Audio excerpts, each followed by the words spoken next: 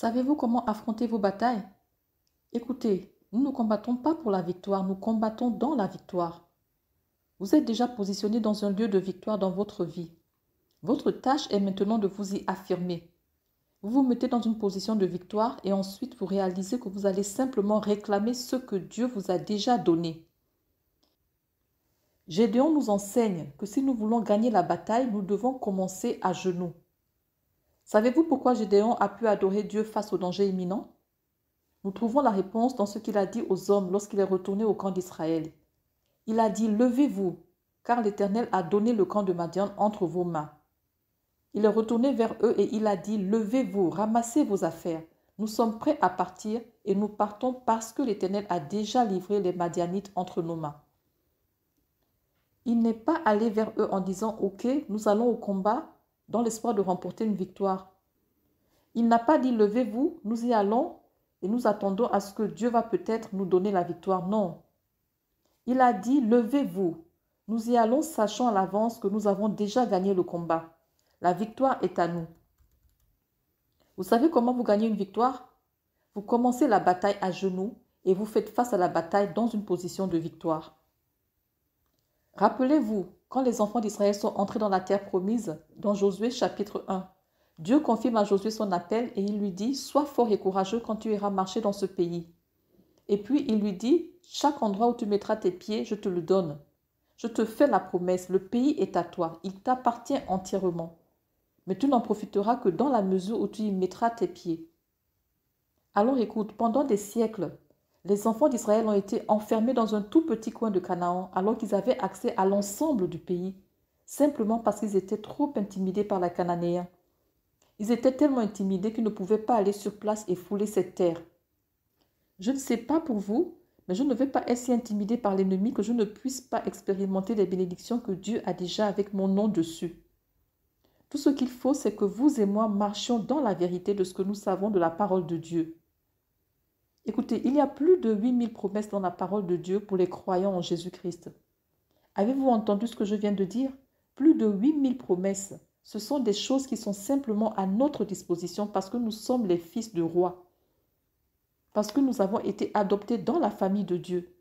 Parce qu'elles sont simplement notre héritage. Parce qu'il est un bon Dieu.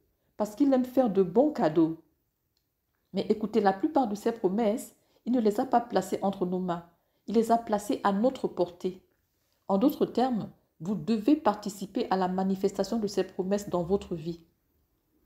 Lorsque vous livrez une bataille dans votre vie, vous devez savoir que les promesses que Dieu a pour vous, les promesses que la parole de Dieu a déjà établies pour vous dans votre vie, elles sont déjà à vous.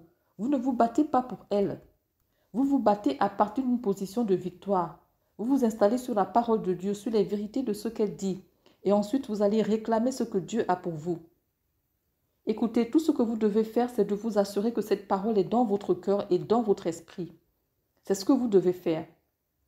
Si vous êtes une mère de jeunes enfants en ce moment et qu'il vous est difficile d'avoir ce temps dans la parole de Dieu, si vous êtes une femme de carrière occupée en ce moment, si c'est une période difficile dans votre travail, si vous êtes occupé dans le ministère en ce moment, peut-être que vous vous occupez de vos parents vieillissants et ça prend toutes vos heures et c'est juste beaucoup et vous avez des problèmes pour passer du temps dans la parole de Dieu. Écoutez, quand vous êtes dans une bataille, vous ne pouvez pas vous permettre de ne pas avoir un livre aussi stratégique à votre disposition, dans votre esprit, dans votre cœur, prêt à vous préparer à la guerre. Non, vous devez avoir ce livre ouvert à l'intérieur de vous, ancré dans votre vie. Donc, même si vous devez le faire de manière non conventionnelle, faites-le. Vous savez, pendant très longtemps, lorsque mes 3 enfants étaient encore petits, parfois j'écrivais juste un verset de la Bible sur plusieurs cartes. Ensuite, j'en mettais une où je vais faire la vaisselle, une où je vais plier les vêtements, une dans la voiture sur le tableau de bord pour quand j'allais faire les courses. Et pendant 7 jours complets, je me concentrais juste sur ce verset. Je méditais juste dessus et j'y réfléchissais en demandant au Seigneur de l'utiliser dans ma vie. Et à la fin des 7 jours, cette chose était inscrite dans mon cœur. C'est mieux pour vous et moi d'inscrire un verset des Écritures sur notre cœur plutôt que de lire 2 ou 3 chapitres des Écritures en une journée et nous n'avons absolument aucune idée de ce que nous venons de lire. Faites tout ce que vous devez faire de toutes les manières pour vous assurer de connaître la victoire qui vous a déjà été donnée, de savoir ce qui a déjà été déclaré à votre sujet, les promesses qu'il vous a déjà faites. Et ensuite, vous vous battez à partir d'une position de victoire, non pas pour elle, mais à partir d'elle. Je me demande comment la perspective des 300 hommes a changé quand Gédéon est parti. Rappelez-vous, quand Gédéon est parti, il était peu sûr de lui, il était incertain, timide. Puis il est descendu et il a attendu le rapport des deux autres. Ensuite, il est revenu et il a dit « Levez-vous, levez-vous, nous nous préparons à aller chercher une victoire aujourd'hui. » Je me demande comment la confiance des 300 hommes a changé quand la confiance de leurs dirigeants a changé. Je me demande comment, lorsqu'il est revenu au camp avec un sourire sur son visage, avec une telle excitation brûlant dans son âme, je me demande juste comment cela s'est répandu comme une traînée de poudre depuis le début du front de toute la ligne des 300 hommes jusqu'au fond.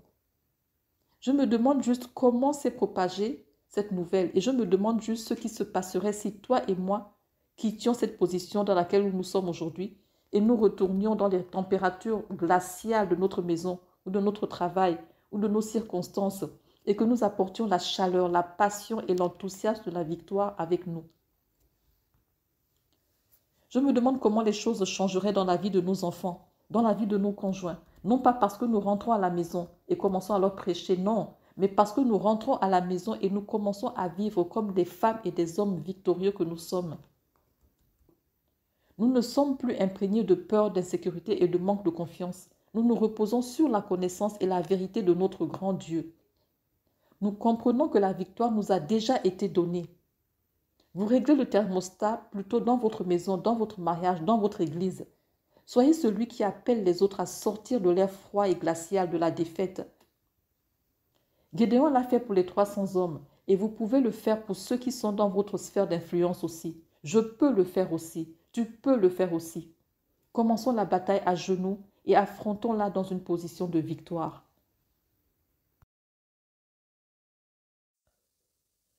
Si vous n'êtes pas encore né de nouveau, vous n'avez pas encore donné votre vie à Jésus, nous aimerions vous donner l'opportunité de faire de lui votre Seigneur et Sauveur, de naître de nouveau. Et Jésus nous a rendu la tâche facile. La seule façon est de croire en lui avec notre cœur et de le confesser avec notre bouche. Donc si vous voulez bien prendre cette décision qui va changer radicalement votre vie, s'il vous plaît, dites cette prière avec nous. Seigneur Jésus, je viens à toi aujourd'hui, reconnaissant que je suis un pécheur ayant besoin de ta grâce. Je crois que tu es mort pour mes péchés et que tu es ressuscité afin que je puisse être pardonné et avoir la vie éternelle. Aujourd'hui, je t'abandonne ma vie. Je te demande d'entrer dans mon cœur. Purifie-moi de tout péché et fais de moi une nouvelle création. Je t'accepte comme mon Seigneur et Sauveur et je choisis de te suivre pour le reste de ma vie. Merci Seigneur pour le baptême du Saint-Esprit en moi. C'est dans le nom de Jésus que j'ai prié. Amen.